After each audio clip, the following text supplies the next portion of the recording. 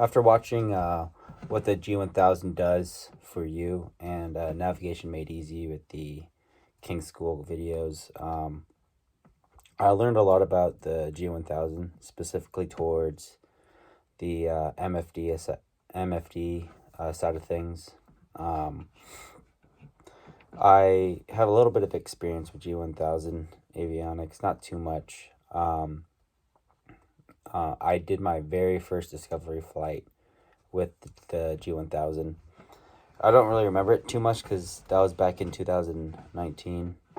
I did most of my training in 2021 to get my private. So I don't remember too much specifically with avionics during my discovery flight. But just having experience with the Aspen PFD that I fly with frequently, it is pretty familiar regarding to the PFDs. Some things I really liked about the MFDs were the engine gauges and how they were located really easily with MFD. I liked that the MFD and PFDs, they would auto correct the brightness. I remember having a conversation with somebody that sometimes the brightness, when it's all the way up, the sun is hitting it and it's still hard to see. But with my experience with the Aspen PFDs, that never happened. But that's just something I thought of when the video said that they auto corrected. Having the checklist as the MFD, I thought was amazing.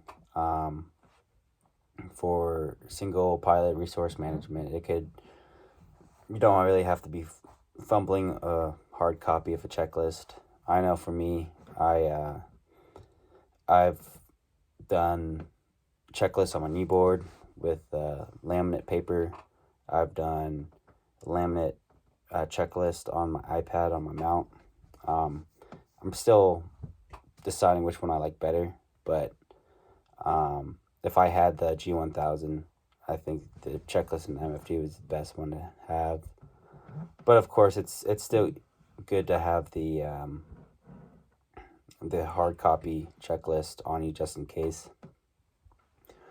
The thing that really impressed me with the MFD's the VNav aspect was how you can plug it in your flight plan that you wanted to be 5 miles away, or you wanted to drop down to this altitude when you're this far away from an airport. Like with Martha, she said she wanted to drop down to 2,000 feet when she was 5 nautical miles away from the airport. And as she did that and you got closer to your top of descent, it showed your top of descent on your flight plan. Then it showed where you would be at when you're at 5 nautical miles.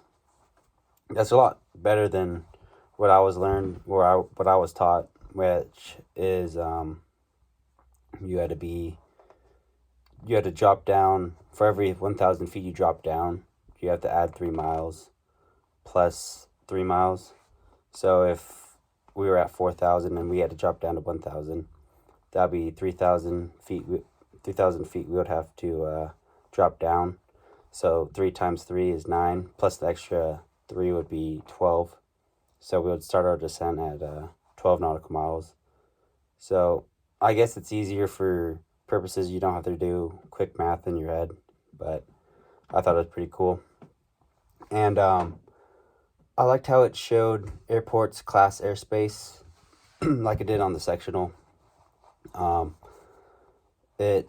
When they were showing the maps, it showed that the Class Delta had the blue ring around it, the blue dash ring, and the Class Echo had the magenta airport. I know that it is linked into Jeppeson's files when it comes to the maps, but I thought it'd be really helpful with situational awareness if you're gonna go into a airspace that you know how far you are from it. And I thought the the storm scope, the terrain alteration, and the safe taxi aspects of the MFD. I've never heard of those aspects being applied.